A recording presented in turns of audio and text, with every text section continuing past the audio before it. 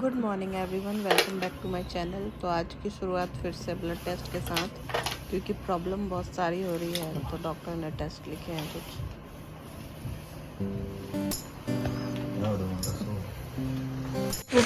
Finally जिया 1 महीने के बाद स्कूल जा रही है ना जी? लग रही है, बहुत लग रही है ना। टोपी पहनना चाहिए था ना।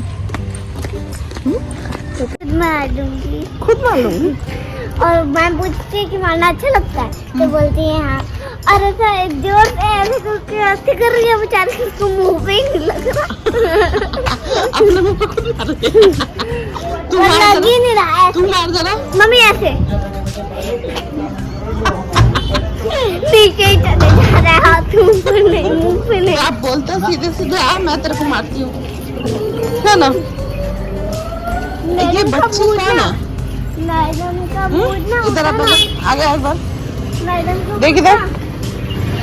मम्मी कौन है मैडम बच्ची? का मूड जानिम कहानियाँ सुना रही है मुझे। आज बहुत दिन बाद स्कूल आकर अच्छा लग रहा है बाबू? अच्छा लग रहा है आपको?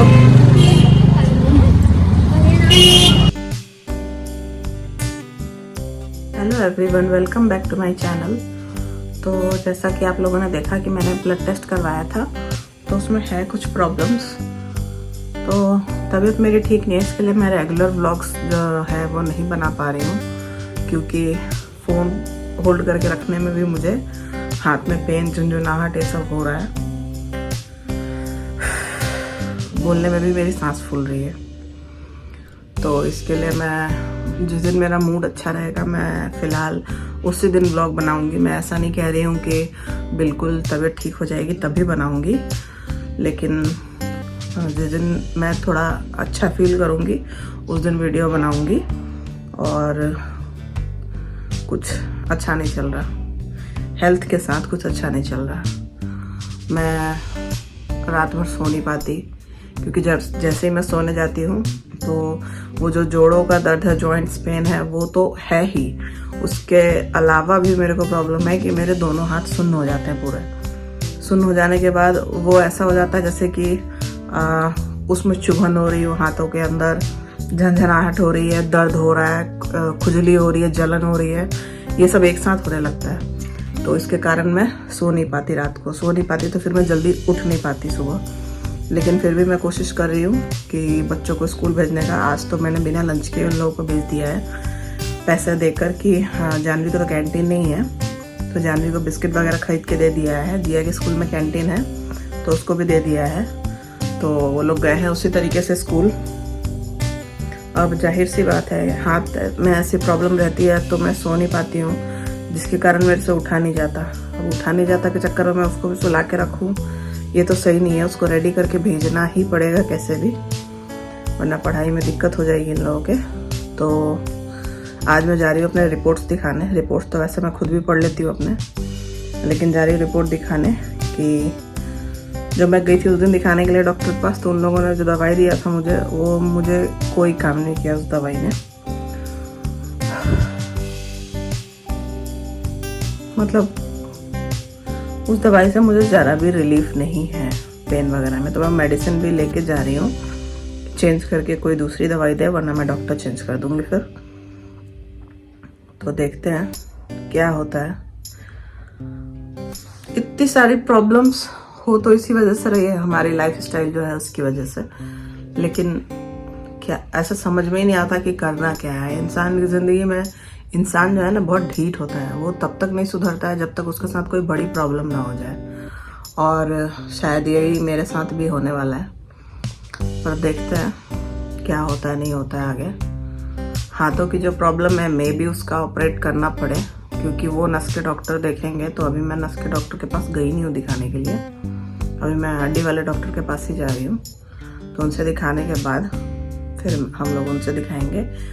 तो मुझे पहले ही बोल दिया था कि प्रॉब्लम जो है ठंडियों में बढ़ेगी। तो पहले मुझे प्रॉब्लम जो होती है वो कम होती थी, इतनी ज़्यादा नहीं होती थी। किसी दिन होती थी, किसी दिन नहीं होती थी।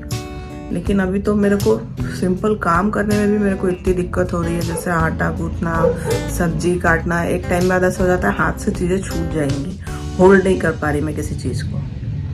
तो यही सब प्रॉब्लम मेरे लाइफ में चल रही है अभी, जिसके कारण मैं बहुत ज़्यादा फ्रस्ट्रेट हो जाती हूँ, क्योंकि मैं शांति से बैठने वाली तभी हूँ जब मेरे घर में कोई काम ना हो।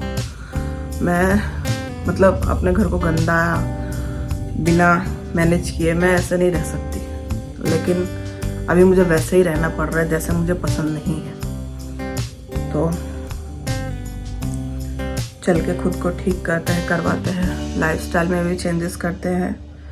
अब पार्टीज़ वगैरह जो होंगी, मतलब अब बीमारी के कारण इंसान सेलिब्रेट करना तो बंद नहीं कर सकता है, लेकिन मैं इतना कर सकती हूँ कि सेलिब्रेशन जो भी किसी चीज़ का होगा, पार्टी, बर्थडे, न्यू ईयर, किसी से मैं फालतू की चीज़ें खाना अवॉइड ज़रूर कर सकती हूँ। और बाहर पार्टी करने के बजाय मैं घर में पार्टी करना ही प्रेफर करूँगी कि घर का खाना हो। बाहर के 75 चीज़ें ना एक बार में हम लोग बहुत सारी कैलोरीज खा ले जाके, मैं वो नहीं करना चाह रही अब, क्योंकि वो मेरे लिए भी अच्छा नहीं है, मेरी बेटी के लिए भी अच्छा नहीं है तो किसी के लिए भी अच्छा नहीं। बाकी लोगों की मर्जी, उनको अपनी ज़िंदगी के साथ क्या करना है, लेकिन मुझे समझ में सब कुछ आता है, मैं फॉलो नहीं कर पाती हूँ।